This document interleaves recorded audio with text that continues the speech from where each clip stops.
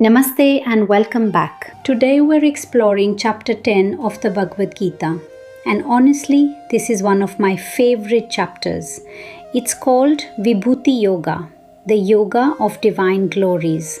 And the reason I love it so much is because it doesn't ask you to retreat from the world to find the divine. It actually asks you to look more carefully at the world you're already living in. The central theme of this chapter is beautifully simple. Learn to see the divine everywhere. That's it. But as we'll explore today, we see a profound shift in how we move through life. Let's set the scene. Arjuna and Krishna are still on the battlefield.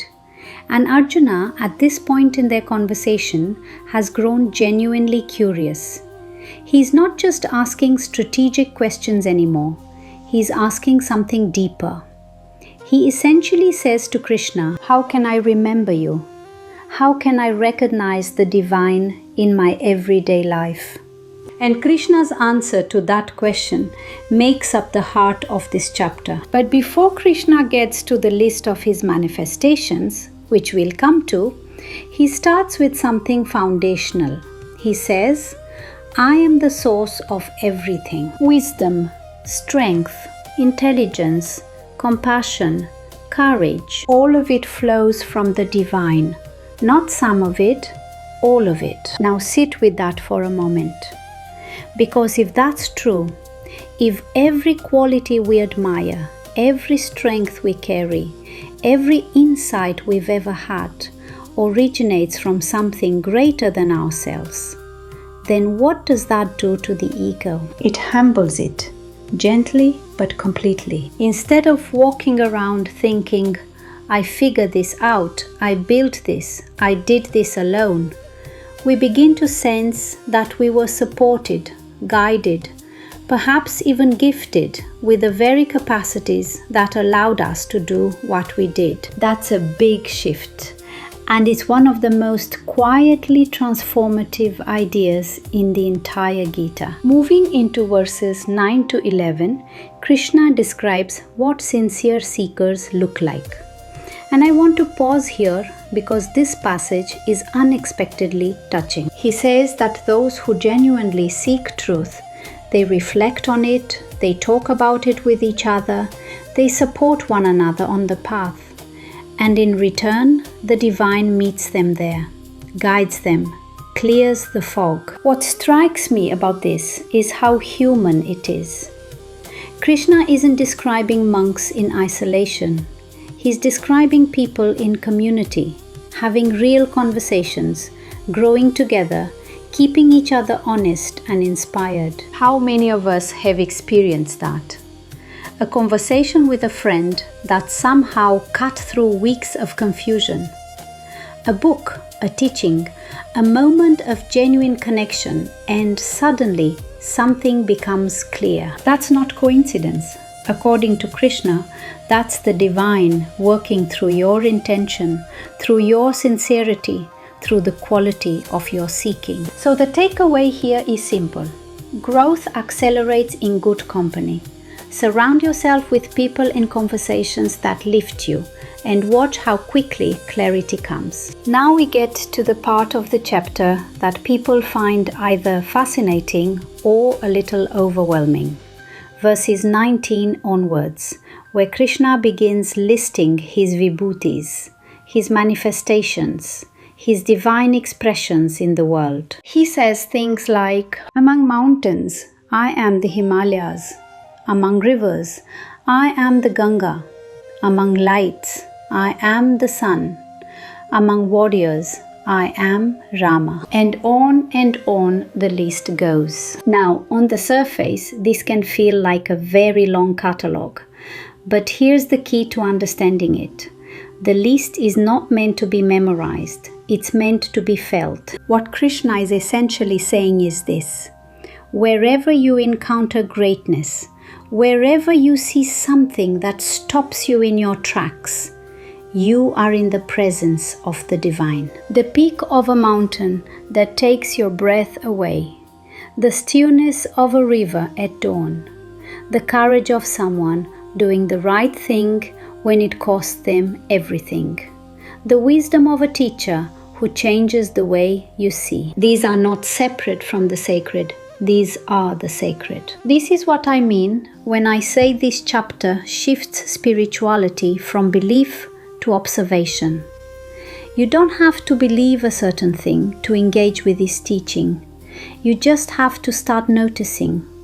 Start paying attention to what genuinely moves you and ask, what is this a glimpse of? From verses 20 through 39, Krishna continues with this beautiful refrain, I am, across the whole of creation. He identifies himself in the seasons, in the months, in the elements, in human qualities, in animals, in celestial beings. And the cumulative effect of all of this is powerful. By the time you reach the end of these verses, you've received something like a new pair of eyes. Because what Krishna is teaching is that spirituality is not confined to a temple or a ritual or a specific hour of the day. The divine is already present in the world you are walking through. In the sunrise you almost drove past this morning, in the silence between conversations, in the kindness of a stranger, in the moment a child laughs. All of it, when we're paying attention, can become a reminder of something greater. Modern life moves fast. We're often too busy to stop.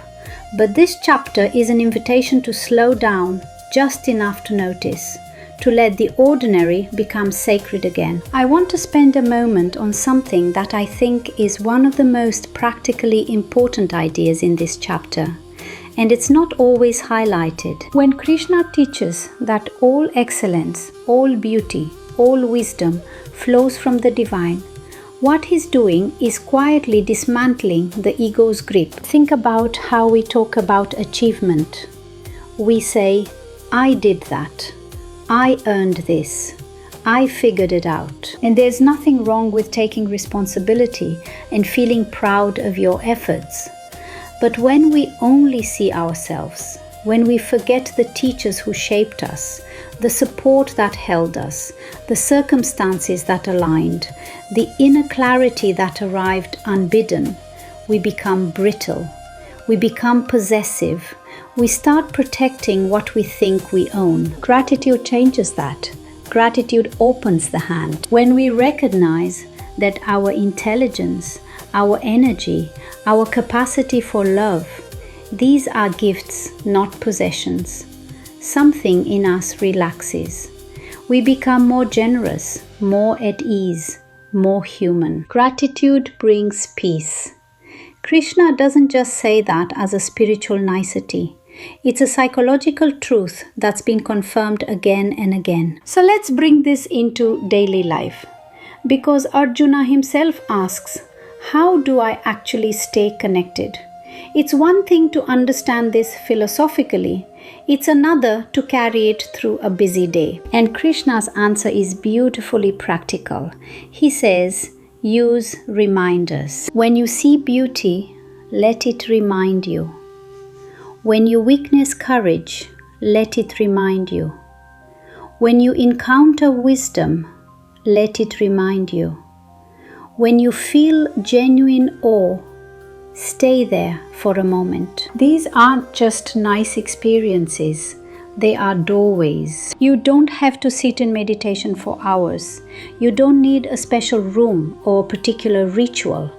You just need to build the habit of pausing when something touches you and asking, what is this pointing to? Over time, this becomes a practice, and gradually, life itself becomes your spiritual teacher. The sunrise becomes a prayer.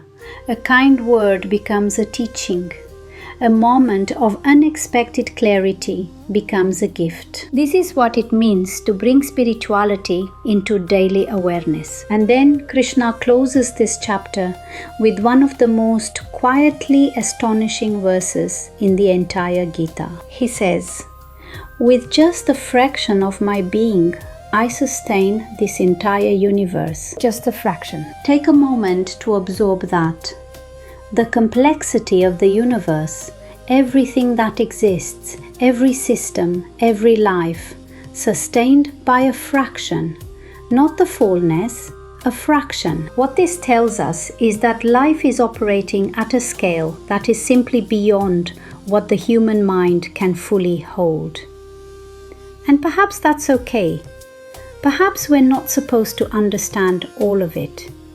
Perhaps we're just supposed to trust it. Trust that we are part of something vast and purposeful. Trust that we are held even when we can't feel it. Trust that when life feels too big and too uncertain and too heavy, there is something greater carrying it. And that trust, that capacity to rest in something bigger than yourself, that is exactly what this chapter is building in us. So, to bring it all together, chapter 10 teaches us to shift our gaze, not away from the world, but into it, more carefully, more reverently. See the divine in greatness, in beauty, in wisdom, in the courage of others, in the silence of nature, in the brilliance of the stars, in the simplicity of a kind gesture. Practice gratitude instead of ego. Stay connected through reflection and good company. Let everyday moments become spiritual reminders. And remember this: spirituality begins when we stop asking, "Where is God?" and start learning to recognize the divine everywhere. Thank you so much for being here today. If this resonated with you, please share it with someone who might need it. Take care of yourselves, and I'll see you in chapter 11.